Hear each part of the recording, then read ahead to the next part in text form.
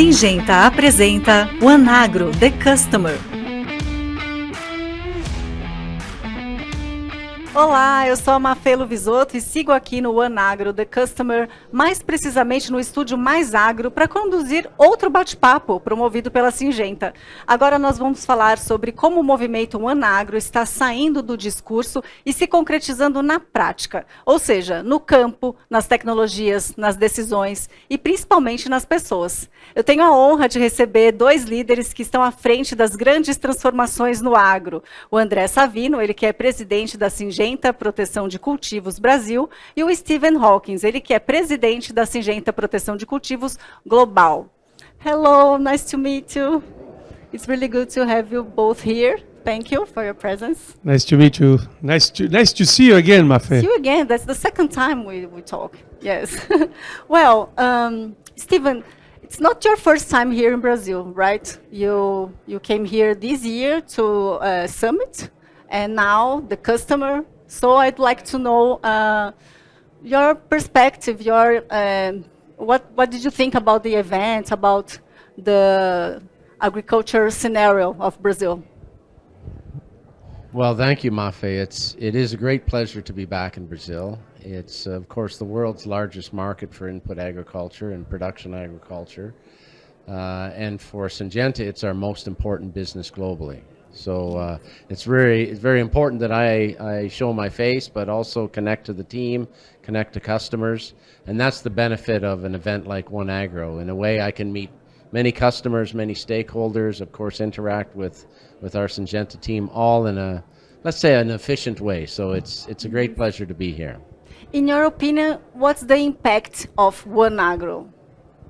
Well, OneAgro and Savino did a wonderful job of positioning. It's not a meeting, it's not a forum, it's a movement of all the stakeholders in agriculture to support the future of agriculture in Brazil. So from that perspective, it's a very unique event, and at the same time, it's a practical event because to move agriculture forward in Brazil, you need all the stakeholders in the ecosystem. So it's really, I think, strategy and action for agricultural production in Brazil. So, Savino, can you talk about this strategy? It was an event before, now it's a movement. Why and how it happened? Tell us, please. Okay, Mafe. Your question is very interesting because makes me back in time to. Indeed, by 2019, you realized that the ag business was, the agriculture in Brazil, the ag business as a whole, was performing very well at the field before the farm gate, but you were facing some difficulties after the gate. Talking to the urban communities, talking abroad, representing itself internationally, and then you decide that as a leader, you had a obligation to help Brazilian agriculture give a step forward. Mm-hmm. So, and you thought, why not bring all the stakeholders, all the influencers, everybody that has empowerment to talk about Brazil, and mainly, more than this, co-create a common agenda to make ag business understandable, make ag business recognized internationally or nationally or at the urban community. And you decide to skip from the product promotion and bring people to discuss topics that would make or take, better saying, Brazilian agriculture to the next level.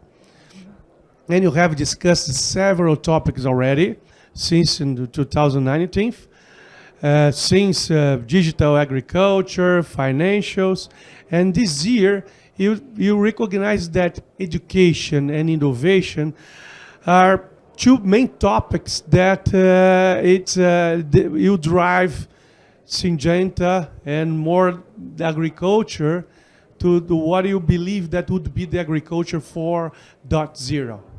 So this is why you created this One Agro, and you rebrand that. This is not an event.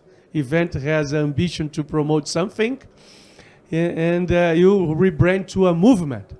Movement means let's make it bigger.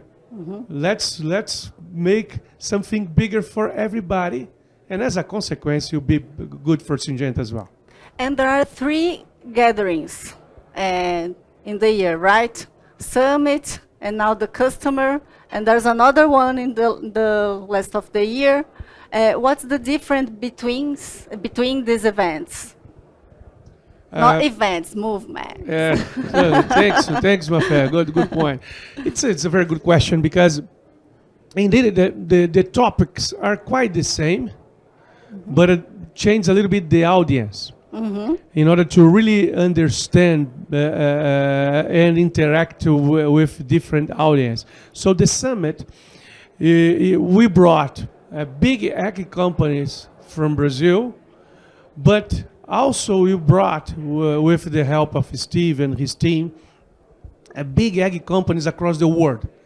We had here Ukrainian ag companies, you had Canadian agri companies, American agri companies. So we had a lot of agri companies together across the world to discuss challenges and the opportunities that they are seeing together and they are seeing ahead.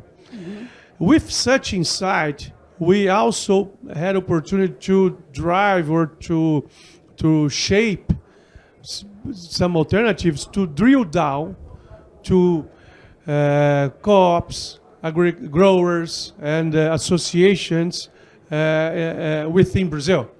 So, which is the One Agro, the customer today.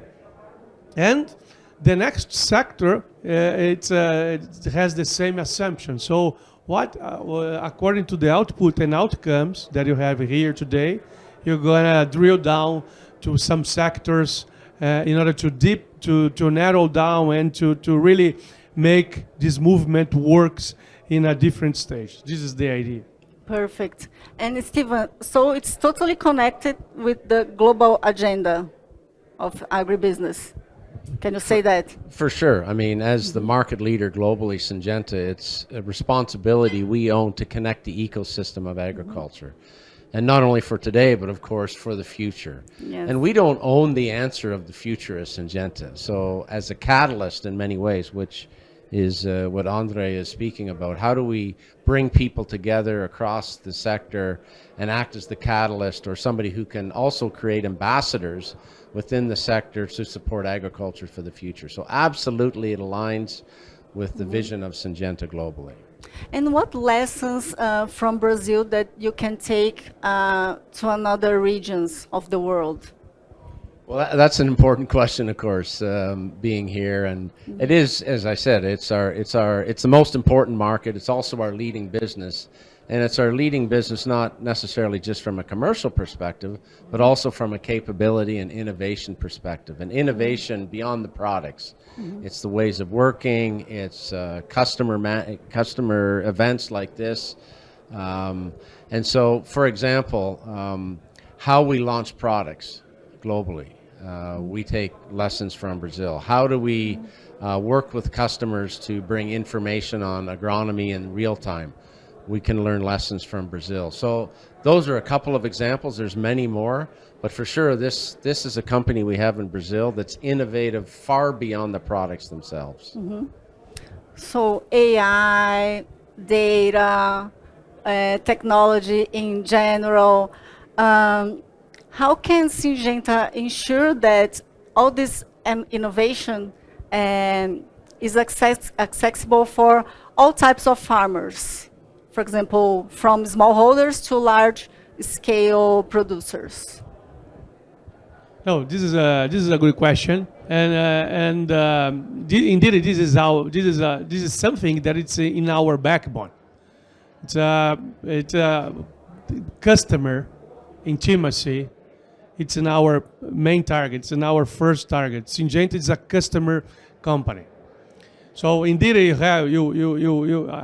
I have gave a lot of interviews, a lot of speeches, and probably you're gonna see that Syngenta has probably Steve saying the same. Syngenta has a strong DNA footprint, which it's driven by two forces basically. We are an innovative company. We innovate in everything that we do, and you have a strong innovation agenda. So you launch new products every year. Every single year you launch new products. And the other footprint, it's a customer orientation. You have a customer intimacy. And to ensure that you have that our innovation arrives at all the customers, doesn't matter which size those growers have.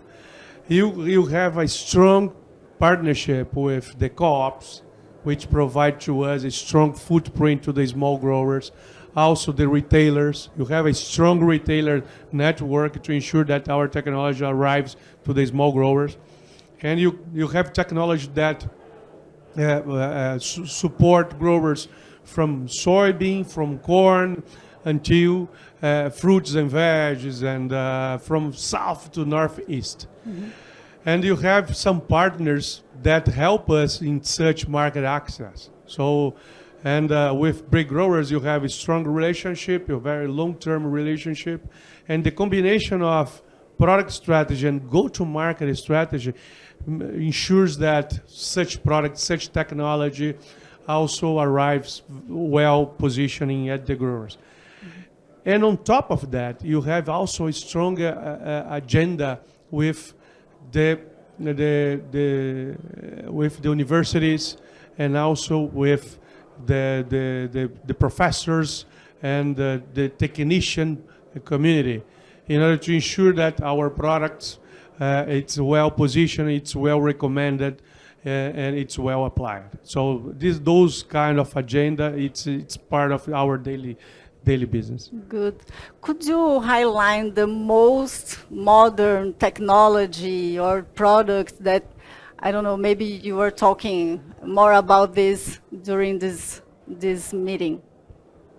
Well, I think it's important if you talk about Brazil, and then maybe if it's okay, I can add something globally. Oh, okay. No, it's, I believe that it's, look, Syngenta has been launching a very innovative and products for the last decades.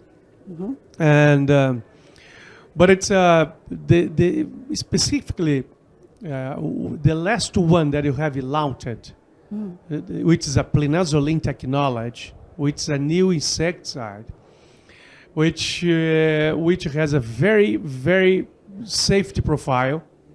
It's the product that you have used AI to artificial intelligence to help us developing such product. And also, this product provides a strong control, and that controls not only sticking bugs, but other pests that takes yield out. So combining a health profile product together with high performance, this is I have been working for the last 27 years, but to me this is the most innovative technology that I have launched. Great. When we talk about agriculture, there's a huge space for knowledge. How is Syngenta promoting education in this area? Well, it's a great question, and of course we are participating here with a special education program in Brazil. Actually, at the conference here, we had a professor from Purdue University, where we have a partnership for global programs, and this is not agronomy, that tends to be more local. These are programs about leadership or marketing or more commercial type programs, and that's, let's say, on the capability building area. But one thing, and you asked earlier about smallholders, I spent 10 years in Asia, We have 600 million smallholders in those markets like India, Bangladesh, Indonesia. And one of the things that as Syngenta we're very proud of is how we educate also the smallholder farmers. And in particular, this is training. So again, it's not just the commercial part of new technology, which planazoline is fantastic technology, but it's also application of the products, it's health and safety, and it's really the overall health of farm workers and farm owners in smallholder environments, which these are very difficult environments for working. So this is for sure something we want to give back beyond the commercial products themselves. Is it a priority for you? Absolutely, it's a priority. It was a priority when I led the Asian business. It continues to be a priority for us. Mm-hmm. So OneAgro is not a project with a beginning, a middle, and then it's a living movement, as you said. So how would you define OneAgro nowadays in a few words? Wow, that's a very difficult question. Difficult question. I mean, first of all, the passion is really amazing, as I've participated now in 2 this year. I believe this is creating agriculture for the future in Brazil. This is really, this is a gathering, as we said earlier, about all the stakeholders in the ecosystem, and together, this group of people can support the co-creation of the future of agriculture in Brazil. And how do you see the future of agro and OneAgro? Future of agro? Yes. Agro is in general, and then OneAgro. Agro, it's my life. It's I believe that the agro, it's your question is very good. I became emotional agro. It's so important for the world, because look, you were discussing this morning that today you have 8 billion inhabitants across the world. And according to projections, you are expecting to have 2 billion more in 25 years. So who is going to feed such people? It's not an AI. No. It's not a robot. It's not a robot. It's not any kind of industry. The sector is that we're going to, for sure, support it for another sectors and another industries, but the sector that is going to make such a miracle will be the ag business across the world. Mm-hmm. And OneAgro, linked to your question, it's the movement that you understand that this responsibility is not doesn't belong to one specific company or person, belongs to everybody. Yeah. So due to that you are putting all the people together, all the people that has empowerment ideas to co-create how can you design this future to address such challenge. Well, I'm going to be emotional, and I think the audience too. Well, I'd like you to send a message to people that are watching us. Well, I mean, first of all, thanks for watching and listening, and wonderful questions. Thank you so much. Thank you. I think it's really only the beginning here in Brazil. I know there's already been a lot accomplished, and really 50 years of production agriculture, and it feels like a lot of barriers have been taken away and a lot of progress. And therefore, Brazilian agriculture and producers in particular should feel proud. At the same time, it's a very unique time globally for the agri-food system, with geopolitical challenges, with, as Andre said, 2 billion more mouths to feed in the next 25 years.